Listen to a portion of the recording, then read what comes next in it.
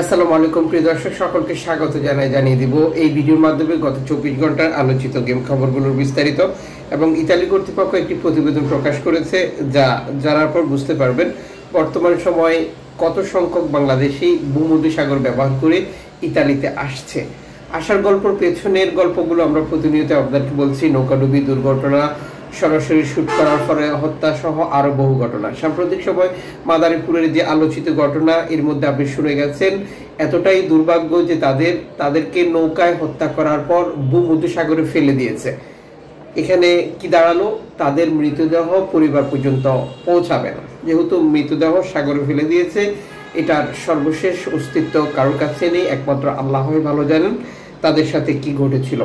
এই পথ, এই রাস্তা ব্যবহার করেই বাংলাদেশিরা ইতালিতে আসছে। আর এর পরিসংখ্যান ইতালি কর্তৃপক্ষ দেওয়া তথ্য অনুযায়ী যখন এই প্রতিবেদনটি প্রকাশিত হয়েছে তখন পর্যন্ত 63,036 জন লোক 2025 সালে অবৈধভাবে ভূমধ্যসাগর ব্যবহার করে প্রবেশ করেছে। আপনি এই ভিডিওটি দেখছেন আজ নভেম্বর মাসের 22 তারিখ। আপনি নিজে দেখছেন, একজনকে দেখান, ভিডিওটি এখনই শেয়ার করে দিন।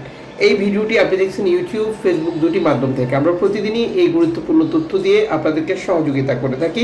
আপনি কোন দেশ থেকে এই ভিডিওতে যুক্ত হয়েছেন কমেন্টস করবেন, এবং আপনার কাছে যদি অভিবাসীদের গেমের কোনো তথ্য থাকে কমেন্টস করে জানাবেন, কারণ এই ইনফরমেশনগুলো জানার জন্য বহু পরিবার অপেক্ষায় থাকে।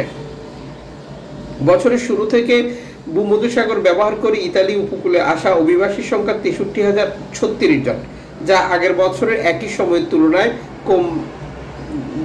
বেড়ে গেছে। আগের বছর একই সময় ছিল 60,224 জন।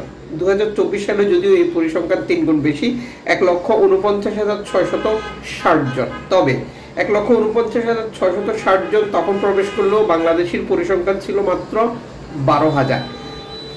60,000 যখন প্রবেশ করেছে গত বছর একই সময়, তখন বাংলাদেশের সংখ্যা ছিল 13,000-এর মতো। টোটাল গত বছর 14,000 বাংলাদেশি প্রবেশ করেছে। তাহলে চলতি বছর 63,000 প্রবেশ করেছে, যার মধ্যে রেকর্ড সংখ্যক বাংলাদেশির পরিসংখ্যান 19,229 জন।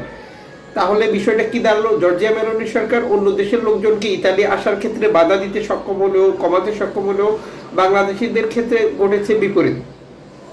এই পরিসংখ্যানে স্পষ্ট হয়ে গেছে যে 63,000 প্লাস শরণার্থীর মধ্যে 31% নিয়ে বাংলাদেশিদের অবস্থান প্রথমে, এবং যার ধারে কাছে অন্য কোনো জাতীয়তার লোকজন নেই।